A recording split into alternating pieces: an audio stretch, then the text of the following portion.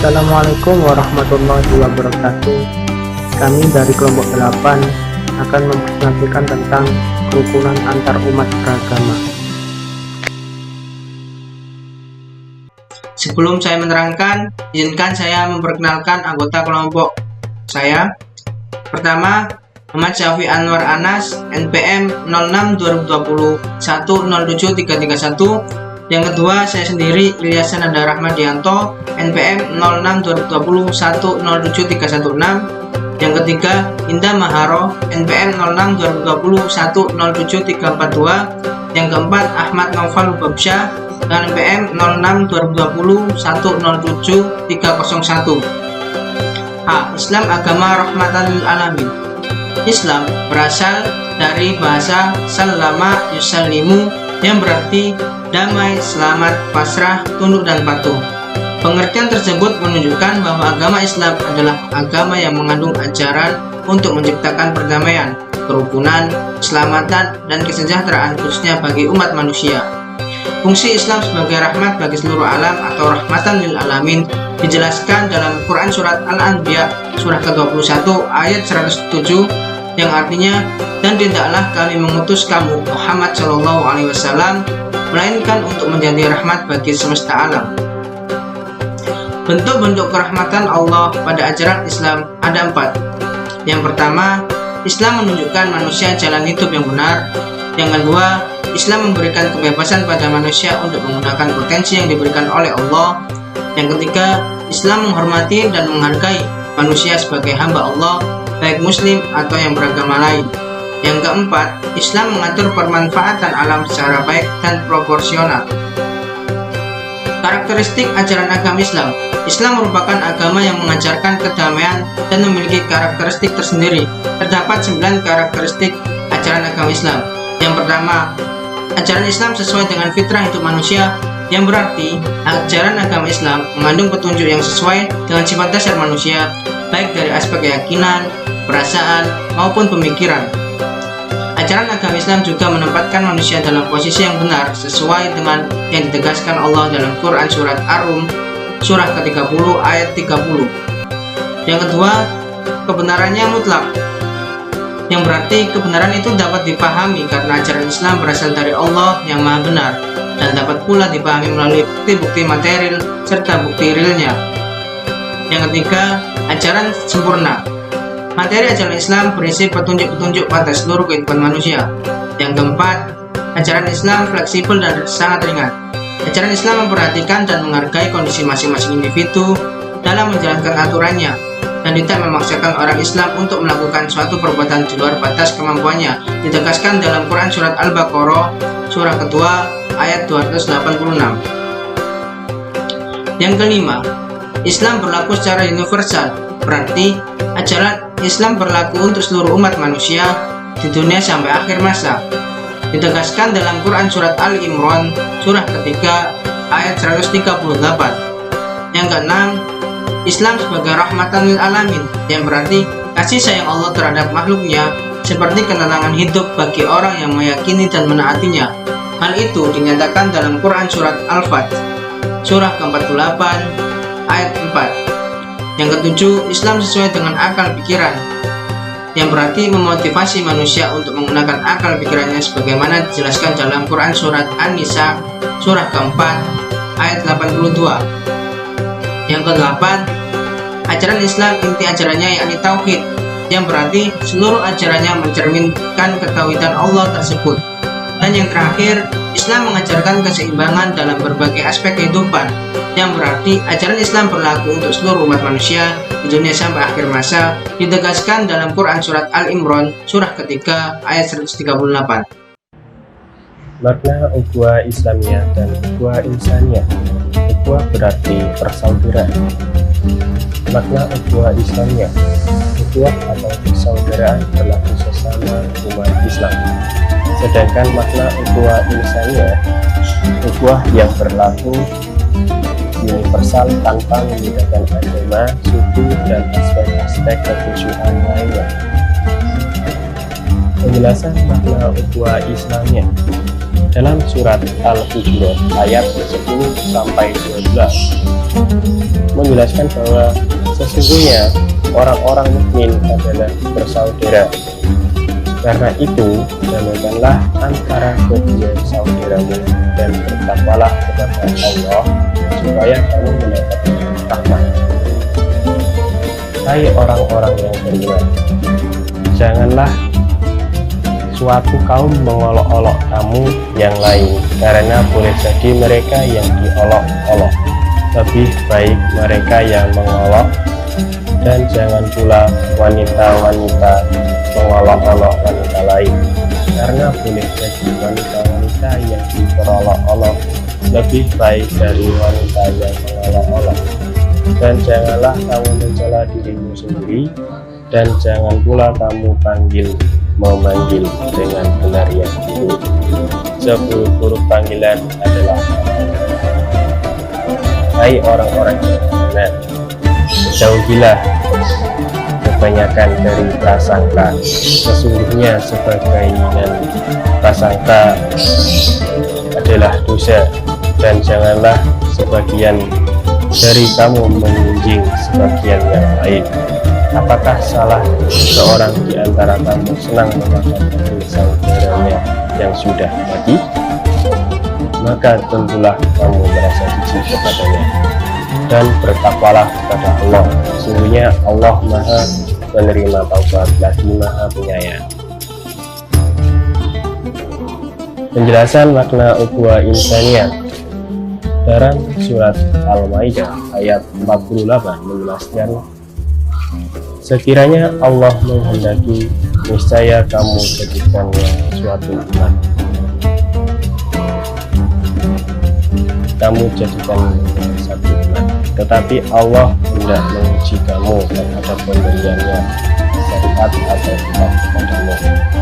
Dalam surat Yunus ayat 99 menjelaskan bahwa, dan jikalau Tuhanmu menghendaki, tentulah beriman semua orang yang ada di tempat ini sebelumnya. Maka apakah kamu tidak memaksa manusia supaya mereka menjadi orang-orang yang beriman sebelumnya? Dalam surat Al-Baqarah ayat 250 menjelaskan bahwa tidak ada paksaan untuk memasuki agama Islam. Sesungguhnya telah jelas jalan yang benar dari jalan yang salah. Pada surat Al-Kahfi ayat 29 menjelaskan bahwa, dan katakanlah kebenaran itu datang dari Tuhanmu, maka barang siapa yang ingin beriman hendaklah ia beriman, dan barang siapa yang ingin kafir biarlah kafir. Ketegangan yang sering timbul antara umat beragama dengan pemerintah disebabkan oleh: 1. Sifat dari masing-masing agama yang mengandung tugas dakwah atau misi. 2. Kurangnya pengetahuan para pemeluk agama dengan agamanya sendiri dan agama lain. 3. Pemeluk agama tidak mampu menahan diri sehingga kurang menghormati bahkan memandang rendah agama lain. 4. Kaburnya batas antara sikap memegang teguh keyakinan agama dan toleransi dalam kehidupan beragama. 5. Kecurigaan masing-masing akan kejujuran pihak lain, baik antara umat beragama dengan umat beragama maupun antara umat beragama dengan pemerintah. 6. Kurangnya saling pengertian dalam menghadapi masalah perbedaan pendapat.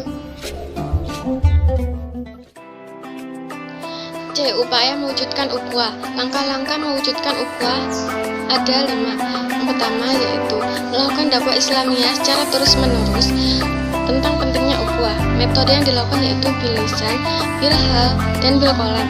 Bilisan yakni dengan cara lisan, seperti menasihati terhadap sesama. Kemudian bilhal yaitu dengan cara mencontohkan perilaku atau perbuatan yang baik kepada sesama. Kemudian bilqalam yakni dengan cara mengamalkan isi dari Al-Quran ke dalam kehidupan sehari-hari. Kemudian yang kedua, berusaha meningkatkan frekuensi silaturahim. Rasulullah SAW bersabda bahwa barang siapa yang ingin dilancarkan rezekinya dan diperpanjang umurnya, senang bersilaturahim. Kemudian yang ketiga, memperbanyak dialog internal antar umat beragama untuk menyamakan persepsi, menahan diri dari komentar yang belum jelas, bersikap rasional dan tidak mudah emosional, serta mempertimbangkan akal sehat. Kemudian yang keempat, meningkatkan peran lembaga lintas organisasi dan lembaga pemerintah dalam kegiatan berorientasi untuk merajut simpul ukhuwah agar tercipta masyarakat yang rukun dan damai. Kemudian yang kelima yaitu meningkatkan kualitas iman dan takwa. Jika iman dan takwa kita berkualitas serta sempurna, maka kita akan memiliki kecenderungan untuk melakukan kebaikan dan kebenaran, termasuk mengaktualisasikan ukhuwah ke dalam kehidupan sehari-hari. Kemudian penyakit ukhuwah yang pertama yaitu pemahaman Islam yang komprehensif dan kafah. Maksudnya kaum muslimin saat ini banyak yang pemahaman Islamnya masih dangkal. Oleh karena itulah solusi yang dilakukan yaitu dakwah Islam harus semakin digencarkan dan dilakukan untuk memupuk dan memahamkan Islam secara kafah kepada kaum muslimin. Yang kedua, ta'assuf dan fanatisme yang berlebihan. Fanatisme yaitu melebih-lebihkan kelompok sendiri dan merendah-rendahkan kelompok lain. Solusi yang dilakukan dalam hal ini yaitu berusaha untuk lebih memahami masailul fiqhiyah, yakni meskipun di dalam fikih terjadi banyak perbedaan pendapat, namun tidak boleh saling menyalahkan. Kemudian yang ketiga yaitu kurangnya toleransi dan tasamuh. Hal ini disebabkan oleh tertutupnya pintu dialog secara terbuka dan kreatif, sehingga menjadi penghalang untuk merajut ukhuwah. Kemudian yang keempat, suka bermusuhan. Cara untuk mendamaikannya itu mencari akar permasalahannya, lalu membuat kesepakatan dengan kedua belah pihak. Kemudian yang kelima, yakni kurang bersedianya untuk saling mengingatkan satu sama lain dalam hal kebaikan. Solusinya itu dengan memberikan pemberian nasihat oleh orang tua kepada yang muda dengan suri tauladan yang baik. Maksudnya yang lebih tua menasihati orang yang muda. Berikutnya adalah pluralitas agama, bukan pluralisme agama. Pluralitas secara bahasa adalah kondisi atau realitas yang terjadi dalam agama adalah kenyataan atau kondisi bahwa manusia memiliki berbagai macam agama dan keyakinan yang berbeda-beda. Pluralitas agama artinya adalah keberagaman agama. Agama di dunia ini memiliki banyak macam atau ragam, di antaranya adalah Islam, Kristen, Hindu, Buddha, Konghucu, dan lain-lain. Itu merupakan sunnatullah. Sunnatullah sendiri merupakan tradisi Allah SWT dalam melaksanakan ketetapannya sebagai roh yang terlaksana di alam semesta. Sunnatullah memiliki bahasa akademis yaitu hukum alam. Contohnya, selalu ada dua kondisi saling ekstrim. Segala sesuatu diciptakan berpasangan, saling cocok maupun saling bertolakan. Pluralisme pemahaman yang menganggap agama-agama yang ada semuanya benar. Meskipun nama dan cara menyembah Tuhannya berbeda, tetapi hakikatnya yang disembah Tuhan adalah sama. Definisi pluralisme menurut para tokoh. Penganut pluralisme mendefinisikan makna dari pluralisme adalah agama tidak boleh mengklaim bahwa agamanya lebih benar atau lebih baik dari agama lain. Kedua, semua pemeluk agama akan masuk dan hidup berdampingan di surga. MUI dalam Munas ke-7 berkomentar bahwa melarang umat Islam untuk mengikut dengan pluralisme dan liberalisme. Kedua, gagasan paham pluralisme agama bertentangan dengan ajaran Islam atau yang disebut syirik. Pluralitas agama hanya sebatas fakta realita yang terjadi di tengah-tengah masyarakat atas izin Allah SWT atau yang disebut sunnatullah. Kemudian, pluralitas mau tidak mau harus kita akui keberadaannya, karena sekali lagi dia hanya sebatas realita yang terjadi. Kesimpulan yang dapat diambil, kerukunan antar umat beragama perlu dipupuk dan dijunjung tinggi. Jika ada orang non-muslim di dekat kita tidak boleh mengucilkan atau mencemoohnya, karena Islam tidak mengajarkan hal semacam itu. Islam memperbolehkan memerangi orang muslim muslim atau kafir jika mereka mengalami kita terlebih dahulu. Terima kasih, sekian dari kelompok 8. Assalamualaikum warahmatullahi wabarakatuh.